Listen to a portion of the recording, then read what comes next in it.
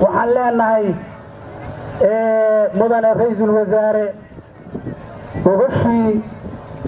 galmudug cusub lagu dhisin lahaa waxay taallaa caasimadda galmudug